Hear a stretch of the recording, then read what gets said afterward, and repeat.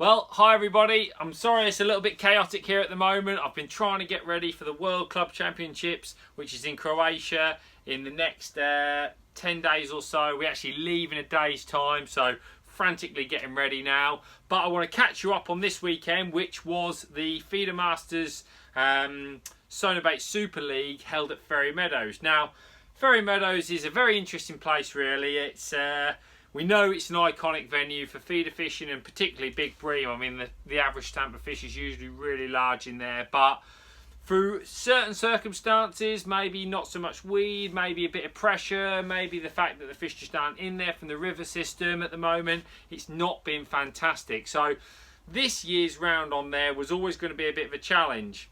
Went for a little bit of a cheeky practice on the Thursday, sat on the high bank, which about peg 40 odd I sat there. Dragged the Match Fishing Magazine cameras with me, so they recorded all the little bits and that, so that'll be in there soon, worth having a read.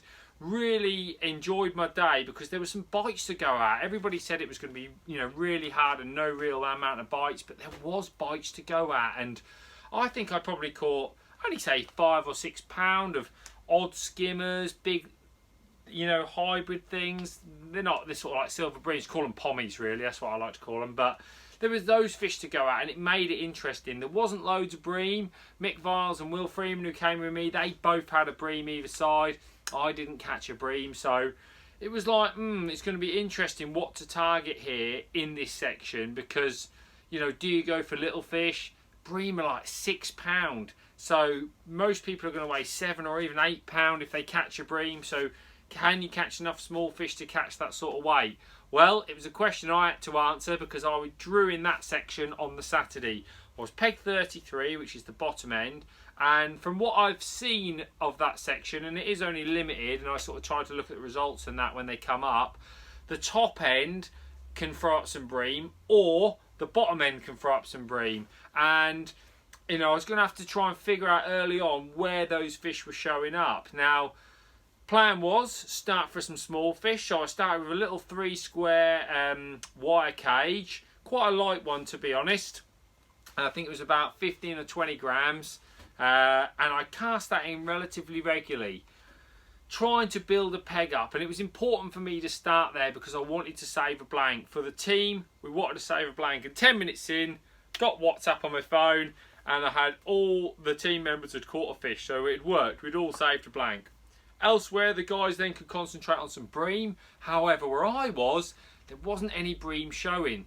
There certainly hadn't been any bream caught in 6 or 7 pegs where I was, and I was starting to hear rumours there was 1 or 2 at the top end, but nothing major. So kept my head down, kept really focusing on the little fish, and I had a really interesting run. And to be honest, I fished on the Yare last weekend and caught a lot of silverfish, and I'm really enjoying that sort of fishing at the moment. I do actually think you can catch quite quickly. Yeah, you're going to miss a few bites, but if you can try and manage that, different baits, different types of hook. Found an 18N30 was really good again. I don't know why, I seem to be hooking a lot of fish on those hooks, so really happy with those at the moment. And just sort of working my peg. Do I need to explore it, come closer, left or right? What have I got to do to keep a few fish coming in? I am really enjoying that at the moment. I kept the fish coming for about an hour and a half. I thought I've got to have a look for a bream. I had a little look. Unfortunately, didn't happen. Only gave it about 15-20 minutes, but I just didn't feel like I could leave those small fish alone. So I came back, caught a few more. Now I sort of had a feeling that I'm on for 5 or 6 pound. It's going to be close to catching a bream. I'm certainly going to catch more than those who don't catch a bream, so let's see what happens. Kept going, kept catching a few more, had a little run of slightly better skimmers, and I was getting the vibe that there was 3 pegs at the top of the section where they had, one of them had a bream and 2 of them had 2 or 3 bream, so I felt there was like an odd bream there. There was an odd bream elsewhere, and it just, nothing major really. So I just kept at it, and then with 45 minutes to go, I had the last 45 minutes trying to fish for a bream. And when I went long on that bream line with the bullet feeders, I actually found that there was a few better skimmers there than the short line, like 6-ounce fish. And I sort of made my mind up that I needed to make a change there. So I changed to a 16 N30. and I just put 2 maggots on, and I caught those skimmers. I sort of targeted them, if you like, and I thought, well, if a bream comes along, I could catch it anyway. And I caught another probably 6 or 7 fish, probably for £2. So it wasn't a complete lost cause. When the scales arrived, you know, I was hoping that I was over that £8 mark. So like I say, that was probably going to beat most of the 1 bream weights. Unfortunately, the fish went £10, 10 ounces. So I was really chuffed. You know, biggest fish in my net was 6, maybe 7 ounces. Quite a lot of fish and a really nice weight of fish. And that actually came 4th in my 15 pegs. There was 3 pegs together at the top end that had 28, 17 and 12 pound, nearly £13, and that weight was a bream on the whistle as well, a 6-pounder on the whistle. So that, you know, I was 3rd with 30 seconds to go, so it proved my tactics were pretty safe. Obviously any one of the people could have had a bream at the right of the death anyway, so to finish 4th was great.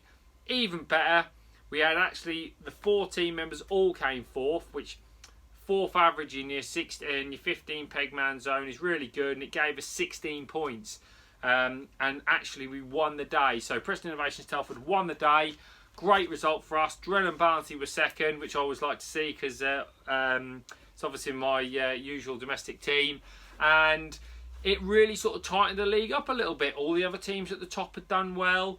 You know, they'd all scored mid-20s, so we hadn't made loads of ground, but we did make 8, 9, 10, 12 points up on a few of those teams, which leaves us only 10 points behind the league leaders now, which is fantastic, and we have got obviously a chance of still winning the league with 2 rounds to go. So really exciting stuff. Ferry was hard for a lot of it, unfortunately. There was 1, 2, 3 breams in a lot of places.